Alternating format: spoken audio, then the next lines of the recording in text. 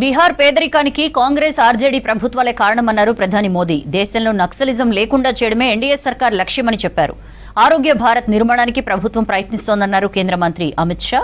దళిత గిరిజనుల అభివృద్ధే మోదీ సర్కార్ ధ్యేయమన్నారు బీజేపీ నేతలు.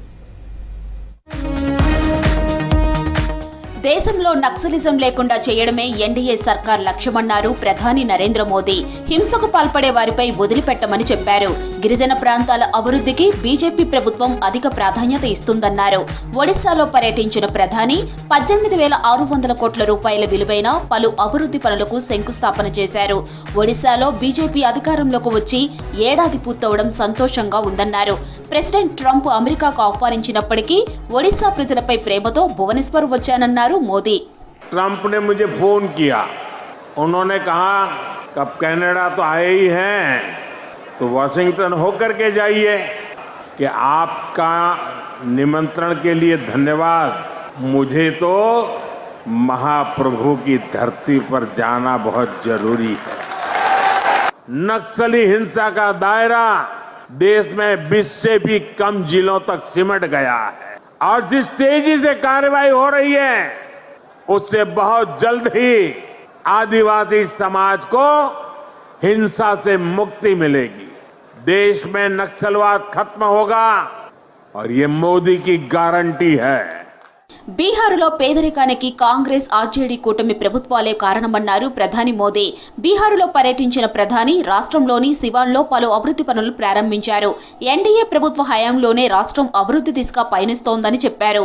బీహార్ అభివృద్ధిని సుదీర్ఘకాలం జంగిల్ రాజ్ పాలన అడ్డుకుందన్నారు మోదీ. हजारों करोड़ रुपए की योजनाओं का शिलान्यास और लोकार्पण हुआ है। सारे इलाके फले फूले, इस दिशा में ये प्रोजेक्ट बड़ी भूमिका निभाएंगे। ప్రధాని మోదీ పాలనలో దేశంలో వైద్య సదుపాయాలు మెరుగయ్యాయన్నారు కేంద్ర మంత్రి అమిత్ షా. 2014లో దేశంలో 7 ఎయిమ్స్లు ఉంటే 10 ఏళ్లలో వాటి సంఖ్య 23కు చేరిందన్నారు.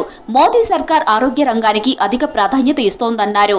మిషన్ ఇంద్రధనుష్, పోషణ్ అభియాన్, ఆయుష్మాన్ భారత్, పీఎం జన ఔషధి స్కీమ్లతో ప్రజలకు మేలు జరుగుతోందన్నారు అమిత్ షా.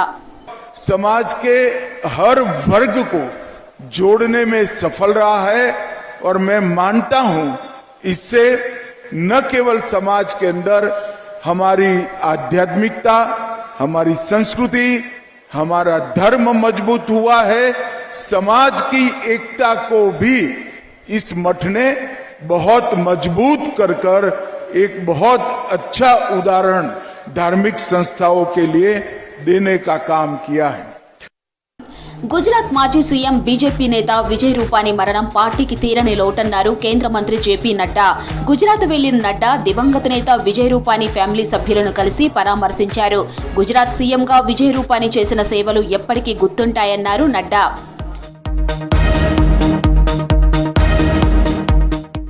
ఆర్జేడీ పాలనలోనే బీహార్ దివాలా తీసిందన్నారు కేంద్ర మంత్రి చిరాగ్ పాస్వాన్.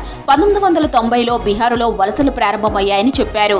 ఆ సమయంలో ఆర్జేడీ అధికారంలో ఉందన్నారు. ఎన్డీఏ సర్కార్ అధికారంలోకి వచ్చాక 25 లక్షల మంది బీహార్కు తిరిగొచ్చారని తెలిపారు.